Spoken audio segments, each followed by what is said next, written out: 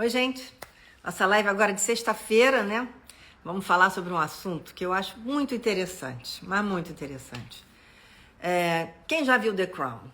Tenho certeza que muitos de nós aqui que estão aqui já viram The Crown e viram como é que foi toda essa passagem, né, da Rainha Elizabeth num mundo conturbado desde o, vamos dizer, século passado, século XX, até o século XXI, onde ela pegou a Segunda Guerra Mundial, enfim, tantas outras mudanças que ela teve que se superar. E vendo The Crown, eu ficava impressionado com essa diferença, né, de sistema, onde existe o Estado e o governo, né? E a gente está vivendo num mundo que a gente sabe que está assim um pouco em crise, né, de grandes lideranças. E a Rainha Elizabeth, eu sou fã dela, ela se destaca como uma soberana que atravessa e singra esses mares conturbados com muita propriedade. Então, pensando nisso, para a gente conhecer um pouco mais por que essas monarquias europeias sobreviveram e sobrevivem hoje, trazendo estabilidade política e econômica para os países, né, da Europa, da Ásia, que eu convidei o meu amigo Dom João de Orleans e Bragança para falar. E ele adora esse tema, ele é um conhecedor desse tema, mas antes de chamar, vamos ver quem é que já entrou. Tuca Conceição Melo, Wagner Mendes, Márcia Moura, Eduardo Nogueira, Cláudio Pereira, amigo do seu, hein, João? Tá aqui também. Ana Joaquina Osório, Maria Rita. Eu acho que é um assunto para a gente conhecer um pouco mais, né? Um pouco de história, um pouco de geopolítica, um pouco do que acontece no mundo. Eu acho que pode ser uma coisa tão interessante. Cláudia Amélie, grande artista plástica, mulher do Dom João. Beto, Giovanni Barcelos, Cláudio Levi. Bom, a gente vai entrar agora, eu vou chamar a Maria Cecília, como vai? Então, a gente vai chamar agora o João, ver se o João já entrou, para a gente começar a nossa conversa. Estou procurando ele aqui, não estou vendo ele, o João ainda é aqui, não. Eu não sei vocês, mas eu acho que é tão interessante a gente entender um pouco o que acontece no planeta em relação a isso, né? João ainda não entrou aqui. Estou procurando ele. Acho bom. Cláudio, liga lá para o João, porque eu acho que ele ainda não entrou. Cláudia, fala para o João que não estou encontrando ele aqui. Estou procurando o João. Eu vou deixar um pouquinho aberto para perguntas, que eu acho que vocês possam ter algumas perguntas para ele. E eu estou aqui aguardando a entrada do João. Ele ainda não entrou, gente, não sei. Vamos ver se ele entra daqui a pouquinho. Vocês não acham? Me explica aí para você. Alguém aí tem alguma pergunta? Vocês não acham interessante um tema como esse? Eu não sei, eu adoro The Crown. Eu vi agora uma foto da Rainha Elizabeth. Cláudio está ligando, que bom. E ela tem 94 anos, né? Dirige o Jeep dela, monta cavalo, né? Reina há 68 anos na Inglaterra, que é o maior símbolo de uma monarquia parlamentarista, né? Que é a Inglaterra. A Inglaterra realmente, tudo gira em torno dessa família real, que tem um marketing incrível. Vamos ver aqui se o João já entrou. Vamos ver se o João já entrou. Opa. Tô querendo entrar aqui, mas não tá entrando, gente. Vamos ver. Que coisa. Eu vou ter que desativar um instantinho os comentários para ver se melhora aqui a conexão para poder entrar a chamada das pessoas. Não. Vou ver se agora eu entro. Falando aqui sobre a Espanha, a gente pode perguntar também. Não está entrando aqui a minha chamada para pessoas. Oh, Jesus.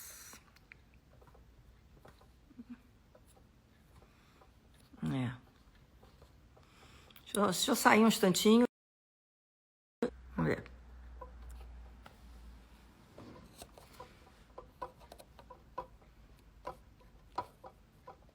Não está entrando aqui. Obrigada. Tem uma pessoa falando que a minha mãe com 90 anos é uma verdadeira rainha. A mamãe está muito bem com 90, realmente. Deixa eu ver aqui. Não está entrando. Deixa eu ver o que acontece aqui. Eu vou ter que sair agora. Entra. O problema é que aqui não está entrando. Gente, que coisa, né? Ah, Jesus. Tá travando, é isso aí, tá travando. Acho que eu vou ter que sair e entrar, gente. Agora o João entrou. Agora o João entrou. Ah, agora o João entrou. Agora vai. Agora entrou. Tô só aguardando. Aqui é o gerúndio, né, gente? Vocês sabem, né? Gerúndio, aguardando a entrada de João. Oi! Finalmente! É um suspense. Desculpe. Bom, levanta um pouquinho mais a câmera, senão tá cortando o seu rosto. Aí é você. Pronto. Ótimo. Agora a gente pode conversar. Ótimo, tá. Tá bom. João, eu estava falando que a gente vai falar esse nosso papo de parlamentarismo monárquico, mas eu quero que você explique um pouquinho também essa questão toda aqui do parlamentarismo em si, né? Porque a gente, na nossa conversa, a gente falou, nossa, a Europa se mantém com vários países com parlamentarismo monárquico, né? Mas também tem algumas repúblicas, né, que são parlamentaristas. Então, primeiro vamos falar como é a sua visão do parlamentarismo, então. Olha, é uma história que nós podíamos ficar aqui alguns dias falando. Mas não vai dar.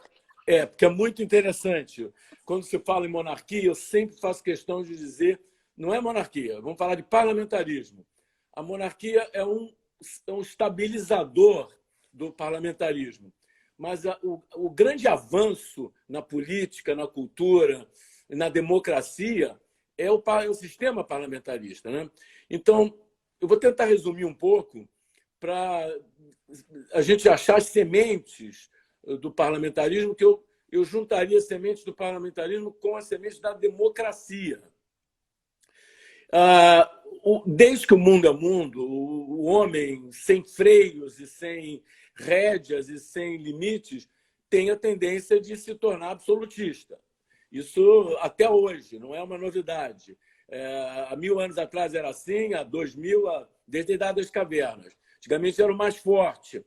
Depois passou a ser o melhor líder, o mais capacitado para liderar. Bom, o parlamentarismo surgiu basicamente na Carta Magna da Inglaterra no ano 1200, quer dizer, 800 anos atrás, quando queria-se justamente limitar o poder do rei, porque era absolutismo no mundo inteiro, na África, na Ásia, as Américas não tinham sido nem descobertas, mas também havia um absolutismo, a sua forma entre os incas, entre os maias. Bom, a Carta Magna foi a grande base da democracia no mundo, onde se limitou o poder do rei e se formou um conselho, que era o começo da divisão de poderes, que nós temos até hoje nas democracias, ou seja, a independência dos poderes. 400 anos depois, veio a Revolução Gloriosa na Inglaterra. Muita gente fala-se muito da Revolução Francesa, mas a Revolução Francesa tem um marketing muito bem feito, historicamente.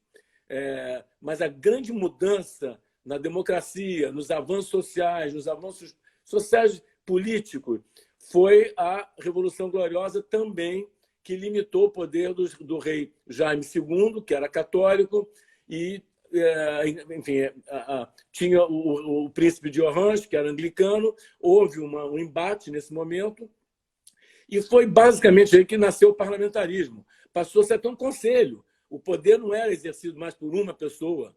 Uma pessoa tem muito mais chance de errar e uma pessoa tem muito mais chance de dominar do que um conselho. Aí começou, na minha opinião, a democracia começou a surgir aí, e eu diria que surgiu com a ideia do parlamentarismo, que é justamente você dividir poderes, né? Então, a partir daí, o rei não mandava mais sozinho. Ele tinha um conselho, que aí passou a se chamar de parlamento. Daí vem o nome parlamentarismo, né? Bom, então a história é antiga, né? Até chegar à Rainha Vitória, que é o parlamentarismo mais moderno que a gente conhece na Inglaterra. A Inglaterra sempre foi... Os Estados Unidos, a formação americana, não é à toa que tem essa formação democrática até hoje, por ter sido colonizado por ingleses, onde já havia um senso de democracia muito forte, né? E a partir daí, é muito interessante também, né? A partir de 1870, Rainha Vitória, começaram a surgir repúblicas na Europa. Monarquias que não seguiram, não acompanharam os avanços sociais e culturais que deviam, caíram. E eu acho que tinham que cair mesmo. Governos que não acompanham as mudanças que o povo quer, que a cultura quer e que os tempos pedem, devem cair. Então, várias monarquias caíram, se transformaram em repúblicas. Repúblicas parlamentaristas, né? O que é muito interessante. Então, o parlamentarismo surgiu com a monarquia. E hoje em dia o parlamentarismo existe com monarquias e repúblicas. E funciona muito bem, foram se aperfeiçoando, modernizando, justamente, como eu digo, com as mudanças sociais que o mundo teve nesses últimos séculos, né? E está lá. Existe parlamentarismo na Europa inteira, toda a Europa é parlamentarista. Os únicos lugares do mundo que não são parlamentaristas é a África, que nós estamos falando até ontem, realmente a África é presidencialista, mas grande parte são regimes autoritários, e as Américas. Só tem presidencialismo, como nós temos, nas Américas e na África. E o curioso é o seguinte, o presidencialismo americano é muito diferente dos outros da América Latina. É diferente porque tem aquelas eleições dos como é que se chamam? Do colégio eleitoral. Mas eles elegem aqueles... Ai, meu Deus, o nome. Os membros do colégio eleitoral, que eles é que votam. Ficam ali, que eles são... Enfim, não são como deputados, nem senadores, nem nada disso. Não. E eu vou te contar a história também da origem do colégio eleitoral americano, que é muito difícil de entender. Eu mesmo quebro a cabeça, mas eu tenho... Mas aí, por que eu estou falando dos Estados Unidos? Porque os Estados Unidos... Você já reparou que é um país bipartidário. Tem outros partidos, mas basicamente são republicanos e democratas, que é uma característica do parlamentarismo isso. Muita gente chama o governo americano... Eles são delegados. Delegados. Muita gente chama do governo americano de semi-parlamentarismo, porque é um país bipartidário, onde classicamente, historicamente, são os republicanos e democratas que se revezam, e tem uma Suprema Corte muito forte, né? E tem várias fora a federação, que é um país totalmente federativo. Nós, no Brasil, chamamos de República Federativa do Brasil. O Brasil não tem nada de federação. Federação é o que é os Estados Unidos, com estados quase que independentes. Quer que eu fale um pouquinho da história também do Colégio Eleitoral Americano? Porque é longo. Não, eu acho interessante, porque a gente está vendo as eleições americanas, o país está realmente de novo naquele tumulto, naquela violência que aconteceu, porque mais uma vez uma pessoa, né, um negro foi morto de uma maneira absurda. Então, a gente está vendo isso tudo e isso vai influenciar nas próximas eleições americanas, né? A história do colégio eleitoral tem um livro, tem vários livros interessantes, mas tem um que é o Alexis de Tocqueville, que é um grande historiador, estudioso do século XIX, começo do século XIX, foi para os Estados Unidos, veio de uma Europa onde só havia quase que monarquias, e ele descobre um novo mundo, com uma nova democracia, com novos hábitos. E o interessante é que por que os Estados Unidos têm tantos estados com leis diferentes? Você passa de uma fronteira de um estado, num estado você pode ser preso por uma coisa, você passa a fronteira, você não pode mais ser preso por aquilo mesmo. Nos estados permite-se o uso, por exemplo, hoje em dia, da maconha recreativa, no outros não. Uns estados têm pena de morte, outros não. Quer dizer, isso é típico da independência dos estados, que é o que se chama de federação. Não é o nosso caso no Brasil. Nós só temos no nome. Temos um poder muito centralizado no Brasil. E a história do colégio eleitoral americano é muito interessante, porque quando houve a colonização americana antes da independência, havia várias colônias, meio que independentes das colônias. Eram as 13 colônias americanas, a maior parte no norte e tudo. E eles tinham conselhos, Márcia, muito interessante. Daí vem a democracia americana, eles tinham conselhos locais, onde os conselhos elegiam o juiz, os conselhos elegiam o prefeito e por aí vai. Então, essa força dos conselhos... comunidade, né? É uma força da comunidade. Então, essa força dos conselhos locais é de 1700, tem 200 anos isso. Então, essa é a origem do colégio eleitoral, ou seja, é o estado do Missouri, do Iowa, o Midwest, ou enfim, a Califórnia, é o estado que elege o presidente, não é não é o votante. O votante vota no colegiado e se aquele colegiado ganha, os republicanos e democratas, pode ser por um voto, mas ganha votos todos. Que é bastante democrático isso também, mas a gente não entende às vezes isso. Para nós aqui é meio complicado. Eu estou morrendo de pena de ver o que está acontecendo lá agora, né? Mas essa tragédia que aconteceu é inacreditável a gente ver uma pessoa sofrer o que aconteceu agora. Mas, enfim, a gente seguindo em frente, João, aqui no Brasil a gente vive outra realidade, né? E eu estava falando antes que na Europa a gente viu que as repúblicas, as monarquias se perpetuaram, né? E por que você acha que elas conseguiram? Porque poderiam todas ter virado república. Por que você acha, que você que faz parte da família real, vamos dizer assim, que você é parente de todos eles, você tem uma relação familiar com muitos deles, por que você acha que isso se perpetuou em algumas monarquias que continuaram no poder? Olha, a grande... Está melhor assim? Não sei. Luz. Tá. A grande... Quer dizer, tem várias diferenças entre o parlamentarismo e o presidencialismo nosso, brasileiro, o parlamentarismo na Europa. Uma das maiores diferenças e maiores qualidades é a separação de Estado e governo, que no Brasil e na América Latina e nos Estados Unidos junta-se na mesma figura do presidente, chefe de Estado e chefe de governo. E eu diria que governo e Estado são coisas totalmente separadas.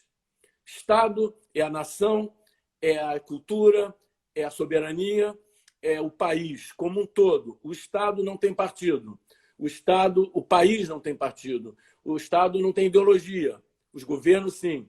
E tem que ter. É o debate democrático, é justamente o que faz com que vença o mais votado e o melhor, na opinião da maioria da população. E isso é democracia.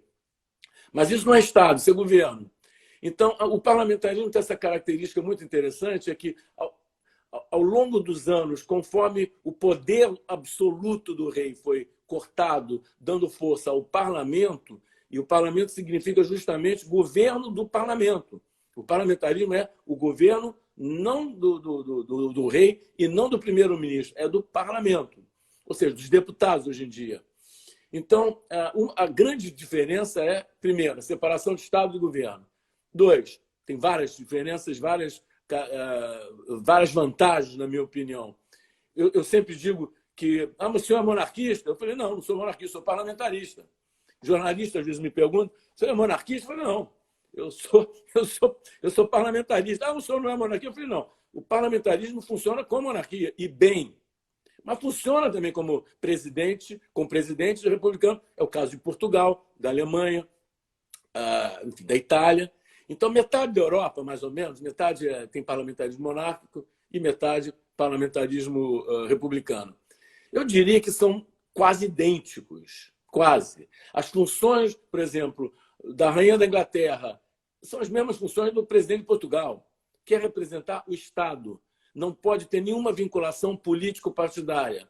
Essa é uma grande vantagem de você enaltecer no parlamentarismo, tanto republicano quanto monárquico. O monárquico é mais fácil de chegar a essa finalidade. É você não ter nenhum vínculo partidário, ideológico. Por quê? Porque você representa o país todo, você representa a nação. Então, quem representa a nação não pode ser nem de esquerda, nem de direita, nem de centro. Você tem que representar o todo. A nação é justamente a junção dos de esquerda, de centro e de direita. Gostem dos de direita, de esquerda ou não, gostem dos de esquerda, da direita ou não, a democracia é o diálogo, o debate. Então, no parlamentarismo tem essa grande instituição de Estado, que é ou presidente ou monárquico, que representa a nação. E tem funções importantes quando há falta de maioria parlamentar para governo. Isso é um...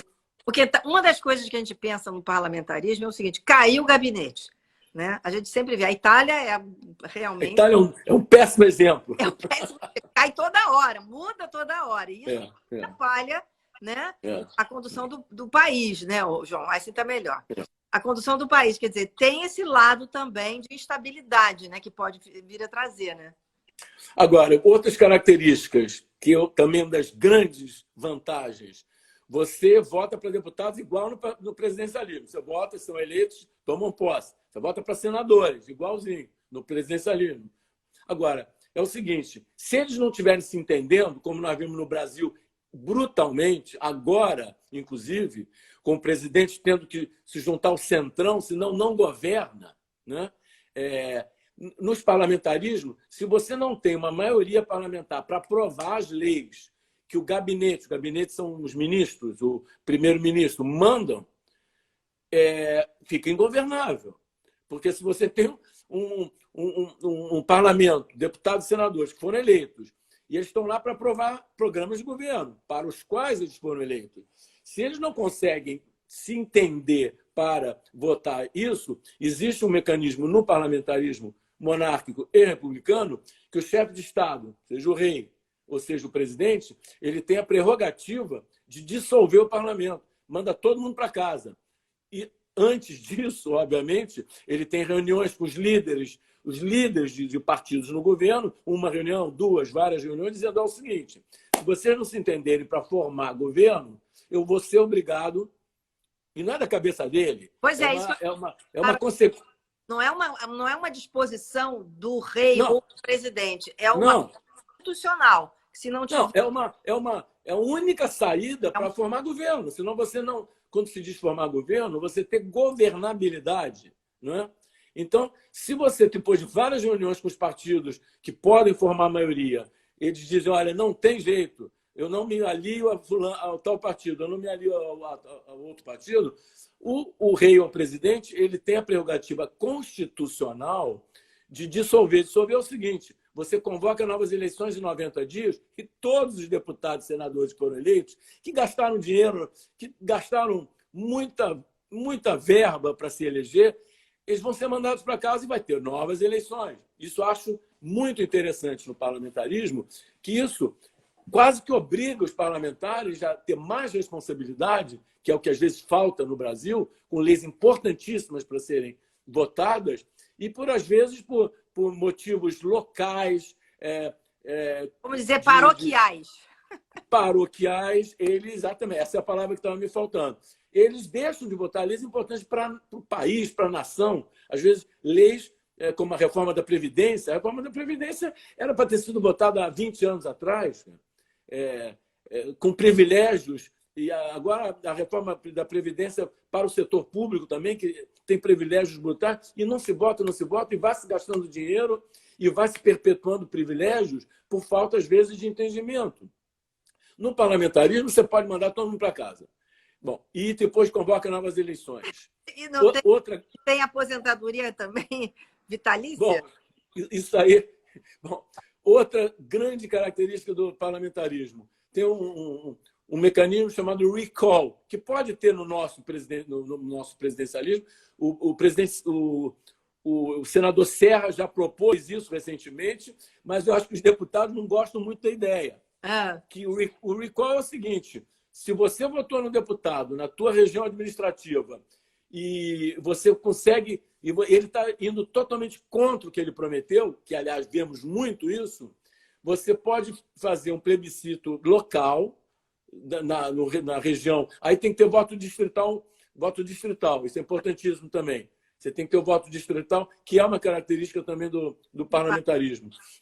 e você faz um recall no teu município, às vezes, ou pega 3 municípios com 100 mil pessoas, 200 mil pessoas, e você vota para caçar o mandato desse deputado. Eu acho isso extremamente democrático. Por que você vota num presidente que tem que ficar 4 anos lá e ninguém tira, só com impeachment, que é altamente traumático? É muito Porque traumatização para a imagem do país no exterior. é ruim para o país, a economia para, os investidores param, é traumático para a população que votou e, de repente, o parlamento vai lá e tira. Bom, então esse recall tinha que existir também para deputados, que é uma coisa simples isso. Agora, quem vota isso são os próprios deputados. Não vai sair, João.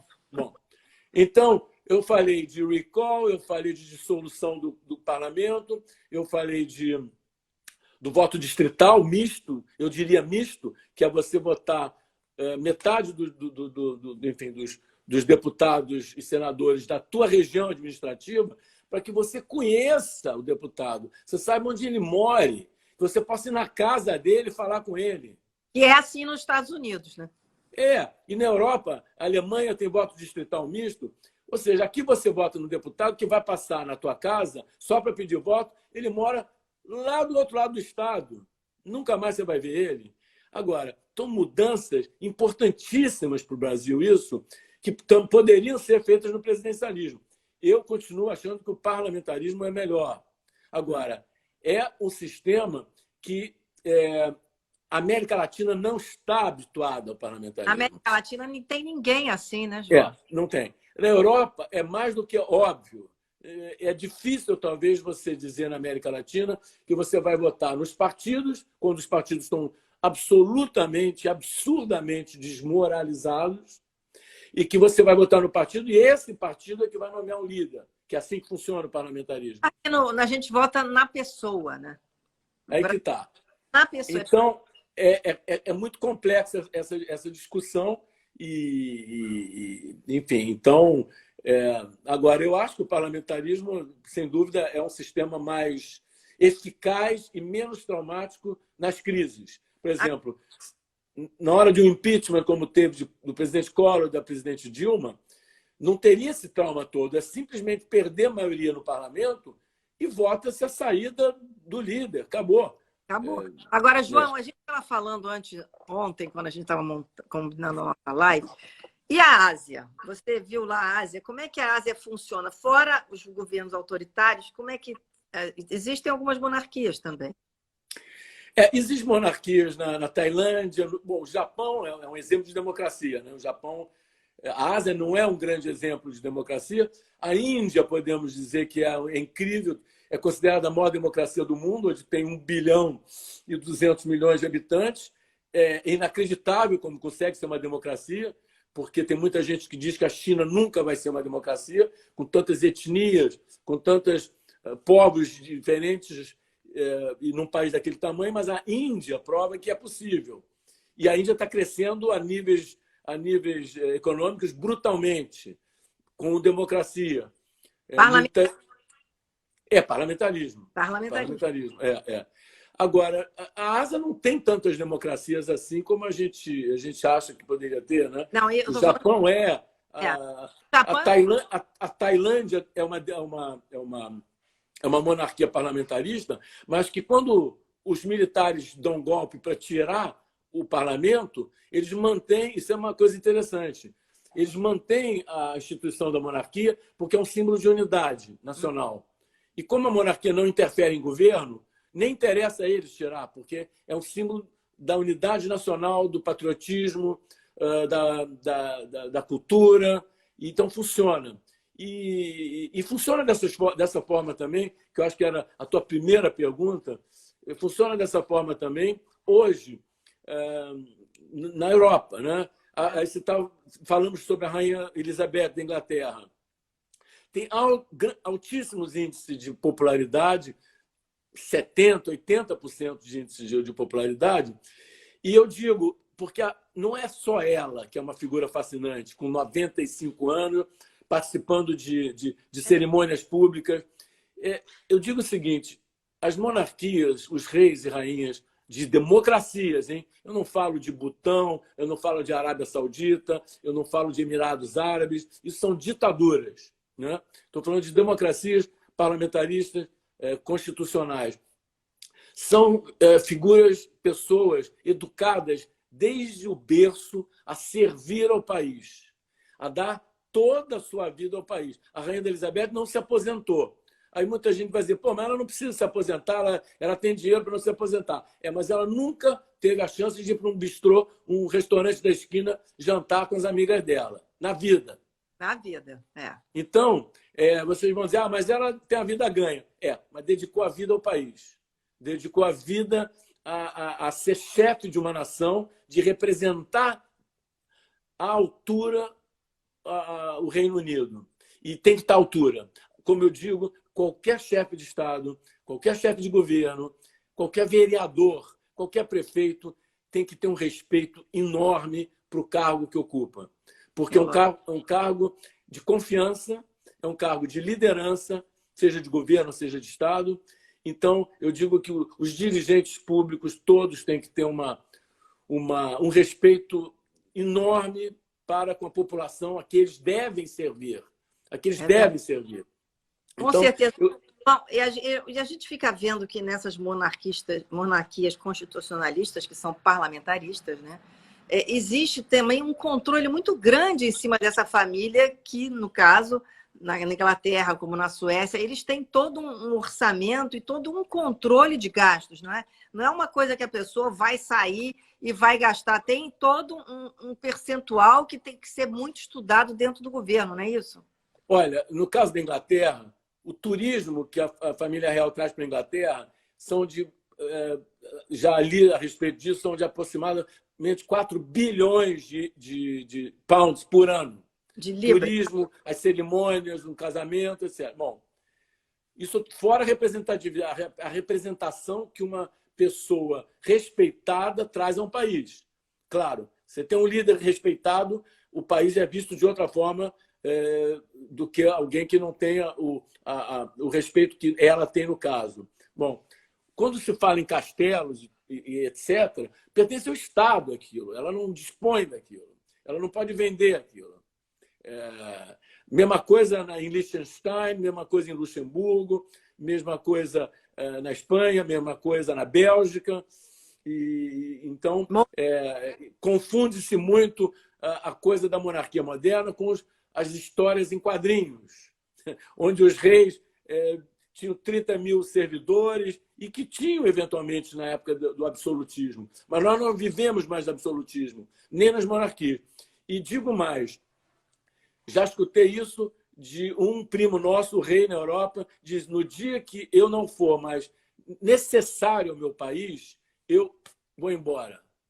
Eu estou aqui para servir o meu país. No dia que eu não for mais necessário a servir meu país, eu vou embora. E sem traumas e sem rupturas. Coisa que, para você tirar um presidente, geralmente tem trauma e, às vezes, rupturas. É verdade. Ô, João, quer dizer, você que convive, que é da família, né? Você que encontra com eles também muito, essa sensação de dever, quer dizer, a gente encontra no Brasil aqui numa grande figura que eu adoro, que é o Dom Pedro II. Dom Pedro II era um humanista, né? Um intelectual, um homem cultíssimo. Ele pensava no Brasil, ele amava o Brasil, né? E eu acho que Dom Pedro II é um símbolo muito forte para nós brasileiros, né? Que a gente, é pena que a gente só tem que encontrá-lo mais nas histórias, né? Nos livros de história, que poderia ser uma referência mais forte para todos nós, né? Dom Pedro falava mais de 20 línguas, né? Inclusive Tupi-Guarani, que é uma coisa que eu acho inacreditável, que naquela época ele se interessasse em falar Tupi-Guarani. Até Esperanto. Falava hebraico com uma facilidade incrível, escrevia em árabe, traduzia em árabe, traduzia 1001 Noites. É uma coisa incrível saber que Dom Pedro II traduziu do árabe 1001 Noites, né? Agora, você sabe, Márcia, que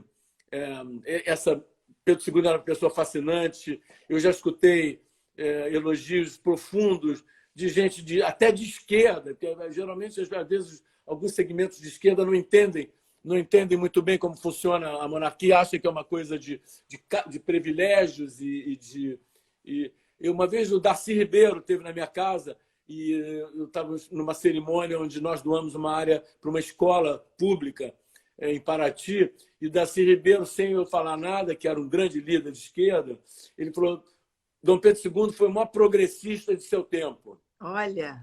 Progressista no sentido esquerdista, mas não era que ele era esquerdista, ele visava a justiça social, ele visava, Pedro II visava democracia, que para a época era altamente avançada em comparação com os outros países da América Latina.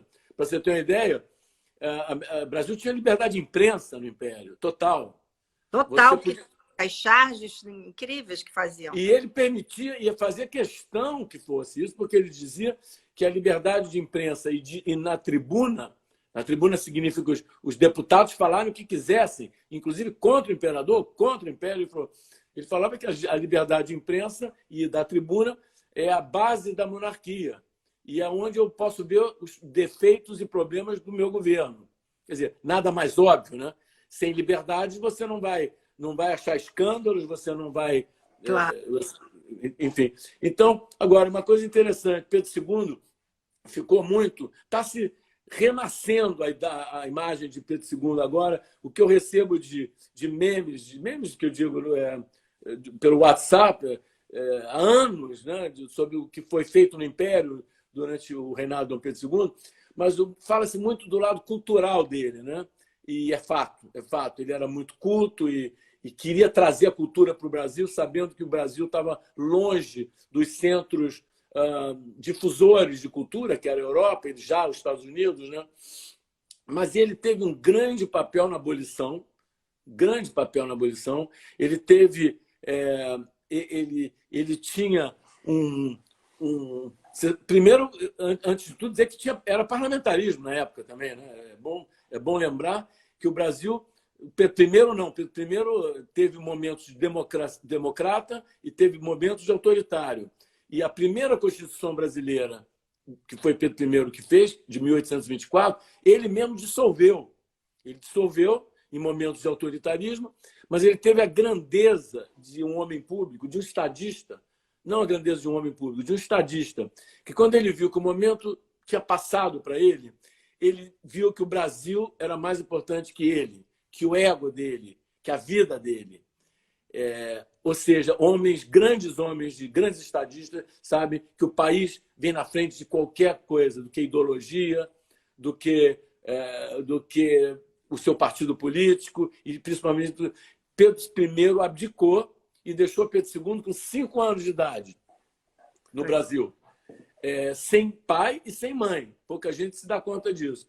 Dom Pedro II tinha tudo para crescer uma pessoa sem grandes qualidades, porque cresceu sem pai e sem mãe.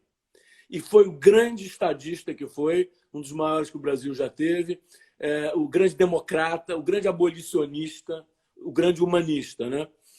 Mas foi no governo, no período imperial de Dom Pedro II, que o parlamentarismo realmente se consolidou no Brasil, porque antes a Constituinte tinha sido dissolvida, e Dom Pedro II cria o Conselho de Ministros e o presidente do Conselho de Ministros, que nada mais é do que o primeiro-ministro. Claro. E na Constituição, Pedro II tinha a prerrogativa de, ocupava o poder moderador, que era uma novidade no parlamentarismo. Ele tinha o poder, em vários momentos, de ser o juiz entre uma divisão partidária ou não. Na escolha dos senadores, eram escolhidos nos seus estados 3 senadores. Ele tinha a prerrogativa de escolher 2 dos 3.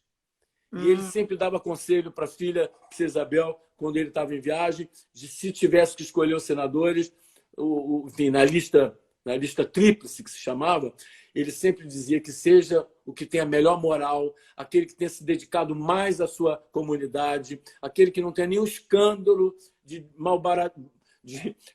de perda de dinheiro público, isso já naquela época. Já naquela época, hein? Porque o político corrupto sempre teve. Tem nos Estados Unidos, tem na Suécia. Tem na Suécia, que talvez seja um dos exemplos de países mais talvez seja o maior exemplo de melhor governo, de forma e de país é a Suécia, é Dinamarca, é Canadá, é Nova Zelândia. Agora, o que acontece lá? Lá as leis funcionam. No Brasil nós temos essa mania de dizer essa lei pegou, essa outra lei não pegou. Só no Brasil que tem lei que não pega. Né? E temos leis boas. As próprias leis em relação ao meio ambiente são altamente modernas. Eu dei uma entrevista agora para uma revista francesa, muito preocupado com as queimadas na Amazônia. Falei assim, olha, a lei no Brasil diz que as fazendas na Amazônia elas têm que preservar 80% da mata e só pode cultivar 20%. Não existe país no mundo, na Europa, nos Estados Unidos, que o fazendeiro tem que deixar 80% da área dele de mata virgem e só cultivar 20%, e sem indenização do governo. Bom, enfim, nós temos leis sensacionais, mas que às vezes não pegam, como você está dizendo. Bom, mas enfim, então Pedro II, para voltar a Pedro II, foi essa, sem dúvida, grande figura, grande homem público brasileiro, lutou pela abolição. Muita gente fala o Império é ligado à escravidão. Não, ao contrário. Pedro II lutou a vida inteira contra a escravidão. Os grandes fazendeiros que apoiavam grande parte dos deputados não deixavam. Não deixavam. A República não... Fala-se em proclamação da República. É fake news, cara. Proclamação da República é fake. Não houve proclamação nenhuma. Houve um golpe da República. E olha que não é que eu seja contra a República. A República funciona bem. Eu digo que o problema do Brasil foi como a República foi feita. Ela nasceu torta, porque ela não nasceu com apoio popular e nem através de um movimento popular democrático. Veio através de um golpe militar apoiado pelos fazendeiros. Então, não, o que nasce... Não, né, João? Que não queriam a abolição da escravatura. Eles queriam a indenização, Márcia. Os fazendeiros... O movimento abolicionista foi um dos movimentos mais lindos que teve na história brasileira. E quando falo muito da Princesa Isabel, a responsável pela Lei Áurea, eu digo que foi Princesa Isabel, foi Joaquim Nabuco, foi André Rebouças, foi José do Patrocínio, foi João Clapp. Foram várias lideranças importantes que lutaram. Se você vê os discursos de Joaquim Nabuco no parlamento da época, leia o abolicionismo, os livros que Joaquim Nabuco escreveu, olha, eram discursos que talvez hoje você não veja no parlamento brasileiro a qualidade, a intensidade e a força do que era Joaquim Nabuco. Então, esse momento da abolição da escravatura, que a Princesa Isabel lutou, sim, ela abrigava escravos fugidos no palácio dela em Petrópolis. Isso está em todos os livros. Ela usava a camélia na lapela, que era o símbolo do abolicionismo, e os jornais republicanos criticavam ela, que ela não podia estar usando aquilo porque ela era chefe de Estado. E ela realmente saiu um pouco da função de chefe de Estado. Mas ela não quis abrir mão de uma luta que ela achava que era a luta mais importante do reinado dela, e que, enfim, que ela reinou como princesa regente. Então, muitas pessoas me perguntam, mas Dom Pedro II morreu pobre. E eu digo, morreu pobre. Eu falo, mas como o imperador do Brasil morre pobre? Eu falei, ele não fez nada mais que obrigação dele de morrer com o dinheiro que ele tinha ganho como imperador, que era muito pouco. Porque ele foi formado para servir ao Brasil. E quem serve ao Brasil não pode ganhar dinheiro com o Brasil. Olha, João, esse seu depoimento é lindo, né? Tinha que ter todo mundo ouvir. Quem serve ao Brasil não devia ganhar dinheiro com o Brasil. E Dom Pedro II morreu pobre. Eu acho que isso é uma coisa assim, incrível. Conta-se muito que ele também levou um pouco de terra do Brasil para o exílio, porque ele queria levar a terra brasileira. Conta-se também Márcia, ele, quando ele viajava como imperador, ele viajava às vezes incógnito, né? E pagava com o dinheiro dele. Com o dinheiro dele. Não tinha avião para ele. Não tinha navio para ele. Ele recebeu uma pensão da República. A República sabia quem ele era, sabia do correto que ele era, da vida inteira que ele se dedicou ao Brasil. Os militares mandaram uma pensão para ele, porque sabia que ele não tinha dinheiro nenhum. ele responde dizendo: eu agradeço ao novo governo do meu país, ele agradece, mas ele diz: eu não posso receber dinheiro do Brasil sem estar servindo a nação brasileira. Olha que integridade. E desejo sucesso ao novo governo do meu país. Ele não estava se importando se ele tinha sido expulso, se eram militares, ele queria o sucesso do país. Ele desejava sorte ao novo governo, que é como nós todos devemos ser, todos os políticos têm que colaborar com os políticos que entram para que o país possa andar para frente e a gente seja uma grande nação. Não, a gente tem que pensar no Brasil. Né? Esse aqui é o nós temos que ter. Pensar para que todos nós tenhamos uma justiça social, para que todo mundo possa viver melhor, né, João?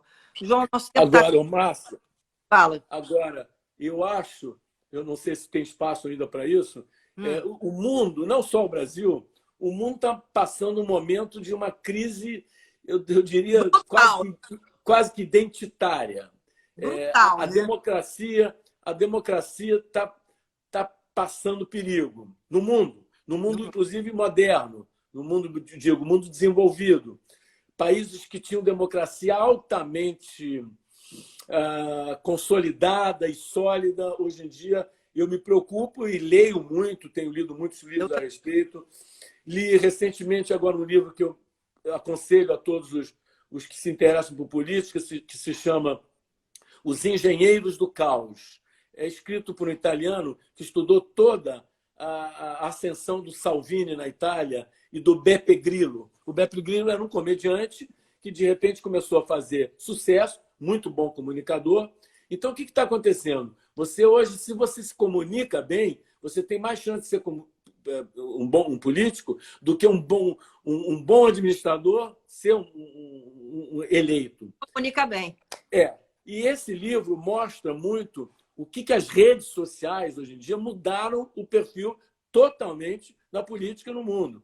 Estou falando no Trump, nos Estados Unidos, no Bolsonaro, no Brasil, no Salvini, na Itália, o Steve Bannon, que foi preso agora.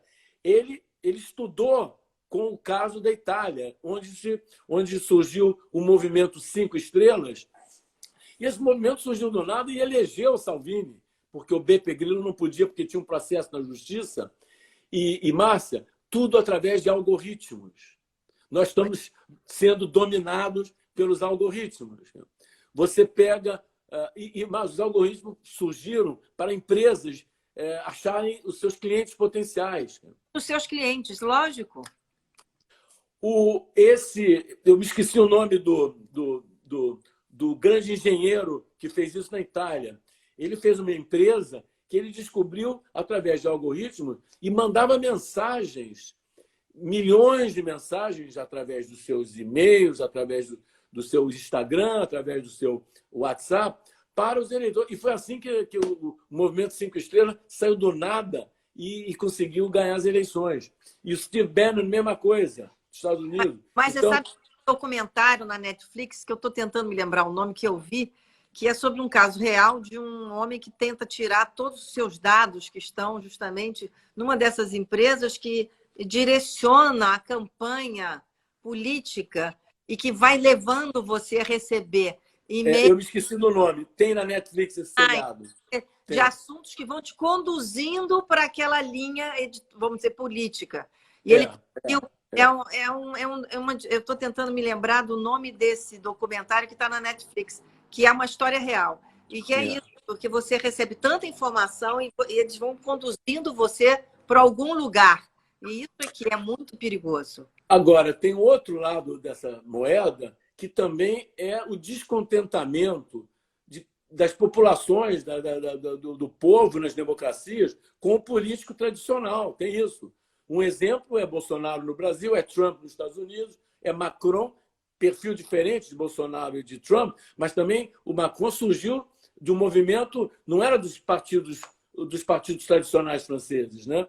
Então, isso é fato. Isso está acontecendo. Os políticos, os escândalos que estão acontecendo no Brasil, com o Mensalão, com o Petrolão, e na Europa também, a corrupção nos países democráticos está fazendo com que a população esteja de paciência cheia do político tradicional. Paciência zero, né? E ainda e quebra... né, que mudou o perfil do mundo, levou a crise econômica global. Então, a gente está num momento assim muito complicado mesmo.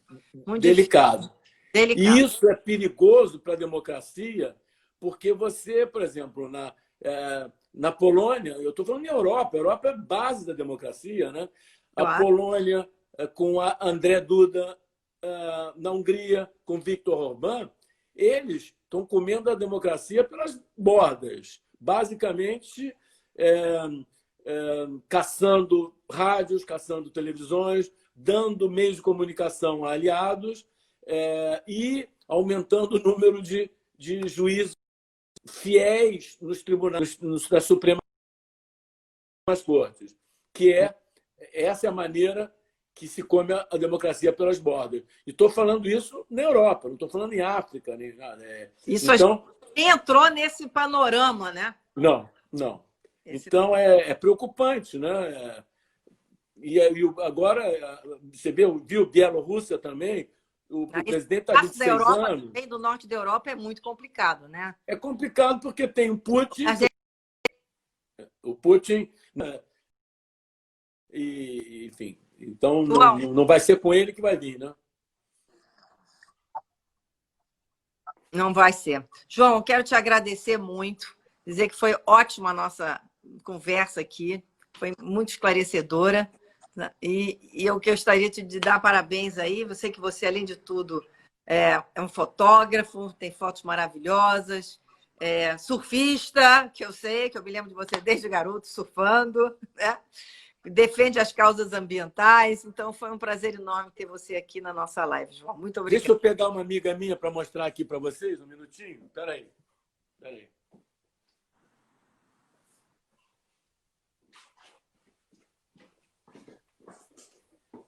Ai, que Essa aqui é a Madalena. Que linda. Qual é o nome? Madalena. Madalena é linda. Madalena é linda. Parabéns. Eu tenho 2 cachorrinhas. Não estão Olha, Márcia, foi um prazer. Dou boa noite a todos que estão assistindo aqui. Eu falo muito, mas eu gosto muito desse assunto e quando eu acredito no que eu falo mais entusiastamente. Aliás, eu só falo no que eu acredito, mas eu me entusiasmo muito no que eu acredito. João, foi um prazer enorme. Um beijo para você, um beijo na Cláudia. E a gente Obrigado, Márcia. Beijo. Tchau. Tchau. Gente, espero que vocês tenham gostado, como eu gostei da nossa live com o João. Foi maravilhoso. Ele explicou tão bem, contou várias partes da história da Europa, contou sobre o Brasil. Acho que a gente tem que saber conhecer a história para a gente poder caminhar para frente, não repetir os erros, né? E aprender sempre. Então, muito obrigado. Amanhã vou estar fazendo uma live com uma pessoa que eu já entrevistei aqui na minha live, que foi a Blenda Macheletti, Blenda Psi. Ela está me entrevistando amanhã no canal dela. Nós vamos falar como é que a gente faz para envelhecer bem, como é que esse desafio do envelhecimento, tá bom? Então, eu espero vocês amanhã lá também na minha live, que eu vou dessa vez estar entrevistada, e sexta-feira nós vamos ter aqui um outro entrevistado, David Zilberstein. Nós vamos falar sobre como é que é viver num mundo sem petróleo, hein?